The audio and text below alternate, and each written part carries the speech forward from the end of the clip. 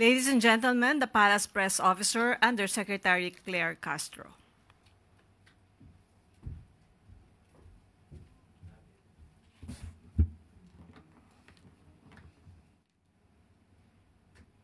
Magandang araw, Malacanang Press Corps. Zero balance billing sa mga ospital? Mayroon na. Binigyan diin ni Pangulong Ferdinand R. Marcos Jr. na nag-umpisa na ang zero balance billing sa mga DOH hospitals sa bansa.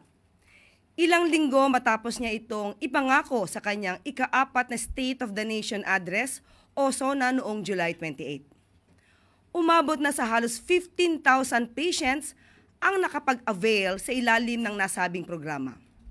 Ayon sa Department of Health, nasa 12,000 patients ang naka-avail sa Eastern Visayas Medical Center, samantalang mahigit 2,400 patients naman ang naka-avail nito sa East Avenue Medical Center simula noong SONA.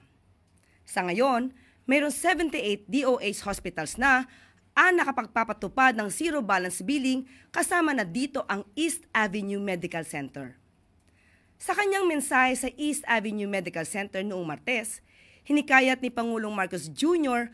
ang mga pasyente na mag-avail sa programang ito at ipaalam sa buong bansa upang hindi na magdalawang isip ang taumbayan sa pagpapaospital.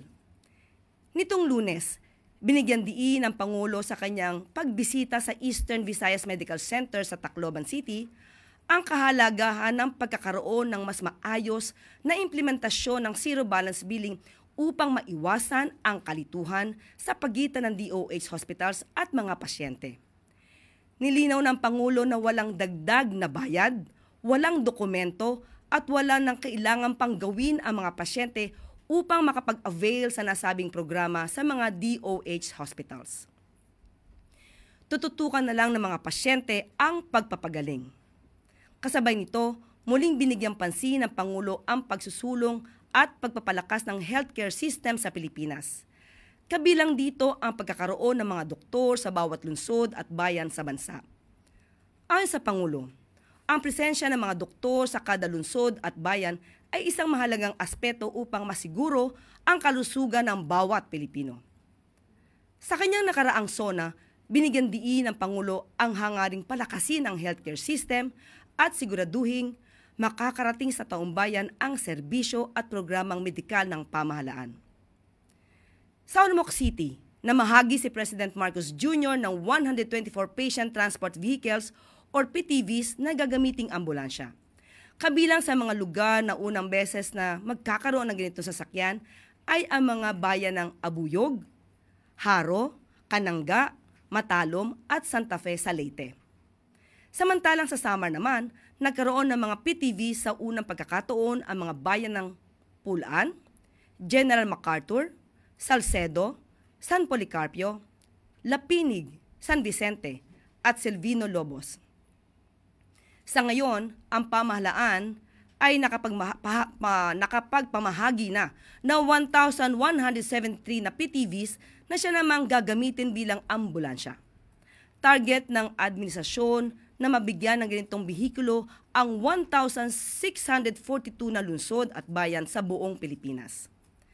Sa mga hakbang na ito ng Pangulo, mas lalo pang nilalapit ng pamahalaan ang serbisyo medikal sa taumbayan at sinisiguro na prioridad ang kalusugan ng bawat at isa sa ilalim ng bagong Pilipinas.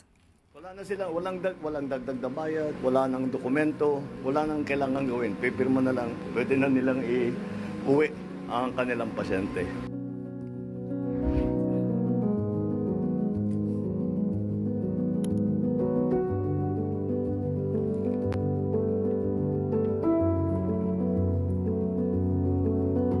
So I'm happy to be able to report that the zero billing program is proceeding well. Naiyak ako kasi sobrang saya sa Pangulo po natin. Maraming salamat po, Mr. President Bongbong Marcos Jr. Hindi kami nagkamali ng taong ihinalal. Hindi dismayado, kundi galit ang Pangulo. Mga promotor ng mga anomalyang flood control projects pananagutin. Iyan ang madiin na utos ni Pangulong Ferdinand R. Marcos Jr. habang patuloy sa pag-inspeksyon at pag-iimbestiga sa mga questionabling flood control projects sa Bulacan. Labis ang pagkadismaya ng Pangulo dahil bukod sa bayad na, ang mga ito ay dapat na napatayong concrete river wall sa Baliwag, Bulacan ay napag-alamang hindi man lang ito nasimulan.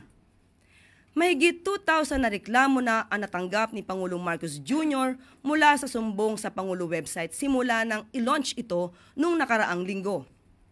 Layunin ng sumbong sa Pangulo website na hikayatin ang taumbayan na magsumbong sa pamahalaan tungkol sa mga irregular flood control projects sa bansa. Ilan sa mga reklamong ito ay personal na binisita ni Pangulong Marcos Jr. bilang bahagi ng hakbang na usigin ang mga nasa likod ng mga maanumalyang proyekto. Umabot sa 55 million pesos ang halaga ng concrete river wall project na inaasahang matatapos sana ngayong Oktubre. Batay sa inspeksyon ng Pangulo, sa papel lang natapos ang nasabing proyekto at may mga ulat pang balak na pagtakpan ang anomalyang ito. Nagbigay naman ng utos ang Pangulo sa DPWH sa kabila ng mga nadiskubring irregularidad. Ibigay ang buong listahan ng mga flood control projects para wala nang nakakalusot na ganitong mga proyekto. I-blacklist na rin ang mga mapang-abusong kontratista na bukod sa palpak ang trabaho ay maaaring sangkot sa mga iligal na gawain. Nagbabala din ang Pangulo sa lahat ng sangkot sa mga ghost flood control projects, lalo na iyong mga nasa gobyerno. Uusigin kayo ng batas. Pinakakasuhan ng Pangulo ang sinumang mapapatunayang may sala at kabilang sa kontsabahang ito. Dito naman tayo sa Baliwag dahil merong report na ligay sa atin na dumating dun sa website na itong kontrata para sa isang 55 million contract for the construction of reinforced concrete river walls at Pulok 4, Barangay Piel, Baliwag, Bulacan. Lahat itong project na ito, ghost project. I'm getting very angry with what's happening here. Walang ginawa, kahit isang araw hindi nagtrabaho, wala. Opo. Wala kang makita, puntahan ninyo, wala kayong makita kahit na ano. At maaari na po tayong tumanggap ng inyong mga katanungan. Unang tanong mula po kay Chris Jose ng Remate.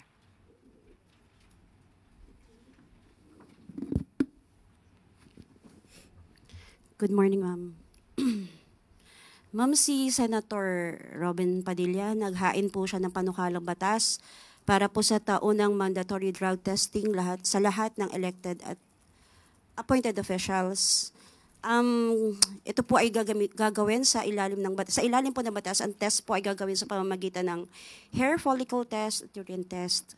So, suportahan po kaya ng Malacanang ang batas na ito ng senador? So, ang nais po ni Senator Robin Padilla ay lahat ng Elected public officials at public officers. Sana po ay nabasa niya na po ang desisyon ng korte patungkol po dito. Social Justice Society versus Dangerous Drugs Board 2008, kung saan hindi po hinahayaan at ito ay labag sa konstitusyon at sa privacy kung lahat po, pag sinabi po natin lahat, universal testing, mandatory universal testing. Ang allowed lamang po ay ang random drug testing. So baka magsayang lang po ng oras at pera, pondo, si Senator Robin Padilla. Aralin po muna niya po ang nais niyang gawing batas. So, ma'am, clarification lang po. Sinasabi niyo po na hindi po kayo pabor. Hindi ko sinasabing hindi pabor. Apo. Yan ay labag sa batas. Apo. Thank you po. Sunod na tanong mula kay Ana Bajo, GMA News Online. Morning, ma'am. Ma'am, may we get ano po yung naging reaction ni Presidente sa irrevocable resignation ni NBI Director Jaime Santiago? Sandali naman po. Meron po sa ating pinabatid. NBI Director, yung resignation po niya, for acceptance. Nagkausap pa po ba sila in the past days regarding this? Hindi po na ipaalam sa atin sa ngayon kung sila nagkausap, pero ang irrevocable resignation ni NBI Director ay for acceptance. Ma'am, how will this affect yung mga investigation na ginagawa ng NBI, lalong-lalo na po yung sa missing Sabongero case? Marami naman pong mga tao pa rin po na may kredibilidad at maaasahan at mapagkakatiwalaan. Sila pa rin po ay patuloy na nagtatrabaho para dito. Meron po kaya tayo na ma'am na shortlist kung sino po ang papalit kay Santiago? Sa ngayon, wala pa po sa ating ibinibigay na anuman detalye. Thank you, ma'am. Sunod na tanong mula po kay Chloe Hufan ng Business World. Good morning po, Yusek.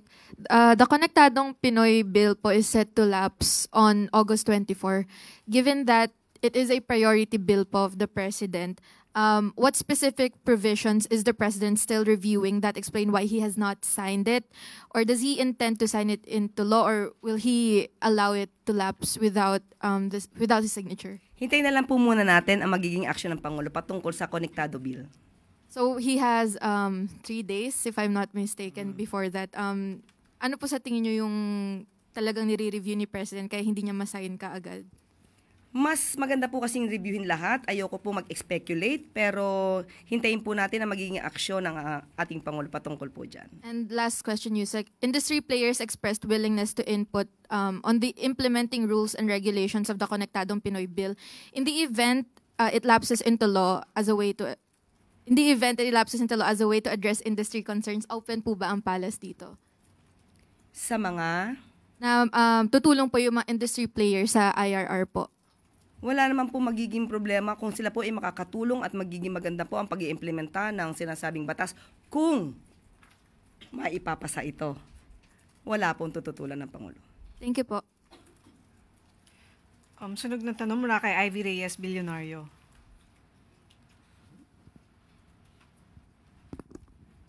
Morning po, Yusek. May we get the Palace's reaction to former DPWH Secretary Rogelio Singson, who's questioning the administrations that came after the Pinoy admin? Sabi po ni former Sec, the Aquino admin left a 351 billion peso flood control master plan, but that succeeding governments never acted on it po.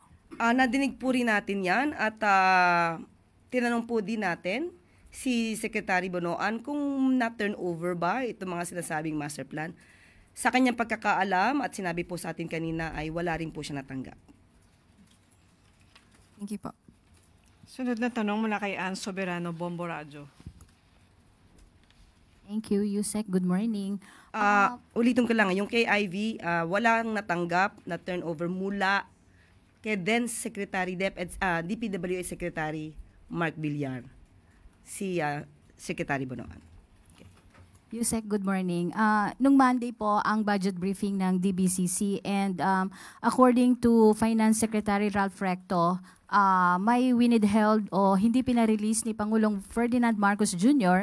ang nasa 60 to 80 billion pesos na pondo under sa 2025 national budget dahil hindi ito naka-align sa Philippine Development Plan ng administration. May we know po, Yusek, kung ano-anong mga proyekto po ang under sa nasabing pondo po na nasa 60 to 80 billion pesos? Ayon po sa DBM, karamihan po dito ay mga infrastructure po ng DPWH na karaniwan po ay inserted po by the Congress. So yun lang po ang binigay sa ating impormasyon ng DBM. So ano pong gagawin doon sa winidheld na pera po na ni Pangulo? Ano pong gagawin ng gobyerno? Muli, tatanungin natin ang DBM kung anong gagawin dito dahil hindi pa naman po tapos ang 2025. Okay. Reaction lang po, Yusek. According din kay Secretary Arsenio Balisacan na malapit na po tayo pumunta doon sa upper middle income threshold. Konti na lang po. Reaction po ng Palace dito? Of course, masaya po ang palasyo dahil nakikita po natin ang pagtatrabaho ng administrasyon para po mapaganda ang ating ekonomiya. At ang sabi nga rin po ni Secretary Balisacan ay $26 na lamang po ang kulang at hoping po na nito pong taon na to 2025 ay maa-attend na po natin to, at pero malalaman po natin ito sa July 2026. Thank you, So, tignan po na lang natin. Thank you. Sunod na tanong mula kay Clisel Pardilla, PTV. Magandang umaga po, Yusek. Yusek, the President called out St. Timothy Construction. Has a company reached out to the DPWH or OP? At ano po yung masasabi nyo sa sinasabing koneksyon ng ilang contractors sa ilang senators like Senator Bongo po? Una sa tanong ay tinanong po natin si Secretary Bonoan, hindi pa po nagre-reach out ang St. Timothy. At patungkol naman po doon sa mga top 15 contractors na di umano may kaugnayan sa mga senador, katulad ni Senator Bongo, paiimbestigahan naman po ito. Katulad na sinabi ng Pangulo, malapit man, kaibigan man, malapit sa kanyang puso, kung nakakasama sa mga anomalyang katulad nito, ito po ay paiimbestigahan at pananagutin ang dapat managot. Follow-up question po. Nabanggit niyo po, Yusek, na walang timeline pero pinamamadali yung investigation. Can the Palace assure that there will be a conclusion sa mga investigasyon or may maparurusahan before the President term ends? Thank you po. Yan po ang gagawin po ng Pangulo. Sa kanya pag-iimbestiga, kinakailangan po na may managot. At ninanais din po niya na makumpleto ang bawat ebidensya. Mahirap magturo lamang nang hindi mapapatunayan. Magsasayang lamang po ng oras. Kaya kinakailangan po ng Pangulo ng masinsinang pag-iimbestiga patungkol dito. Sunod, Tuesday New, DCWB. Hi ma'am, nasagot nyo na yung unang question ko kanina doon sa sumbong sa Pangulo. Ito na lang, for the public to know, may plano po ba ang palasyo na gawing long weekend? Kasi bukas po ay holiday, hindi daw po ba yan gagawing Friday para doon sa economic provision ng batas? Sa ngayon po, anong oras na ba? 11:30. Tatry po natin makausap ang Pangulo pero bukas na po yun. Sa ngayon po ay wala pa pong ibinibigay sa atin na update patungkol po dyan. Yun lang ma'am, salamat. Sunod na tanong mula kay Tristan Nadala, Newswatch Plus. Hi, Yusek. Good morning. Vice President Sara Duterte recently made a short trip to Paris, France after her visit to Kuwait. And based on our monitoring, she outnumbered the number of foreign trips of the President, 11 kay VP Sara and at least 5 kay Pangulong Marcos. So can Malacanang confirm if all of these trips, whether official or personal, were duly cleared and approved by the Office of the President? And does the Palace support calls from lawmakers to release all travel records ng mga public officials? Kasi hinamon po ni VP Sara yung mga mambabatas to release their travel records. Dapat po bang gawin na yun para mawala yung mga questions ng mga tao? Yung travel po ng Vice Presidente, natuloy din po yung sa Kuwait. Yan naman po ay may travel authority. So, hindi naman po siya mapipigilang umalis sa mga araw na gusto niyang umalis. So, cleared naman po yun. May travel authority po. Pero ma'am, yung paglalabas, dapat ba isa publiko na rin yung mga travel documents or travel records? Ng mga mambabatas? And even VP Sara din? Obligasyon naman po nila yun. Kung gusto po nilang ilabas, basta po ang Pangulo kapag ka po lumalabas, alam naman po ng media. At pinapaalam po at nagre-report ng kanyang mga pangyayari at kanyang maaaring nakakuha ng mga investments at para sa mga turismo. Nagre-report po ang Pangulo. Okay. Speaking of the Kuwait trip, si VP Duterte din po ay may na-mention siya about the country's education system. She said that the Philippines is being left behind in education compared to other countries, citing that students here are still stuck in paper and pencils. But since she herself once served as education secretary, does Malacanang consider this a fair assessment? And what is the Palace response to her remarks? Binigyan po siya ng pagkakataon, pinagtiwalaan siya ng Pangulo since 2022 hanggang 2024 para maging DepEd Secretary.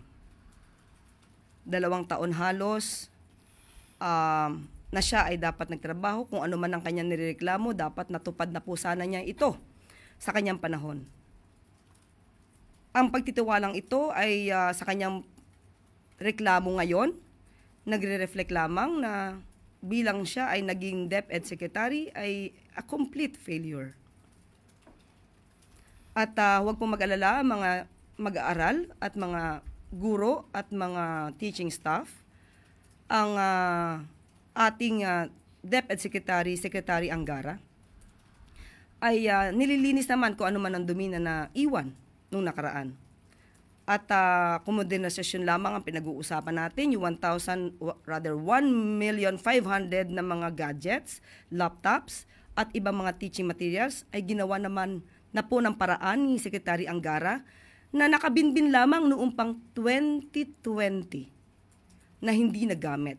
So 2024 lamang ito nasa sa ayos ni Secretary Angara. Easy clear. Okay. At bago po tayo magtapos, Pilipinas wala na sa listahan ng high-risk third countries ng European Union. Ibig sabihin lang nito ay patuloy ang paglakas ng anti-money laundering at anti-terrorism financing measures ng bansa. Ayon na rin sa utos ni Pangulong Marcos Jr., lalo pang pag-iigihin ng BSP ang mga reforma upang palakasin ang ating financial system na siya namang magsusulong ng economic growth and global confidence. Dagdag pa ng pamunuan ng BSP, senyales ito na gumagana ang mga hakbang ng Administrasyong Marcos Jr. para palakasin ang kumpiyansa ng mga international investors sa bansa. Bukod sa mas maraming potential investors ang maaaring maengganyo na mamuhunan sa bansa, posible ring bumaba ang remittance fees at mas gumanda pa ang relasyon sa pagitan ng ating local banks at ang kanilang foreign counterparts. Hindi naman ito nagtatapos. Ang tungkulin ng Bangko Sentral, ipagpapatuloy nito ang pagpapatibay sa ating anti-money laundering reforms para sa long-term progress ng bansa.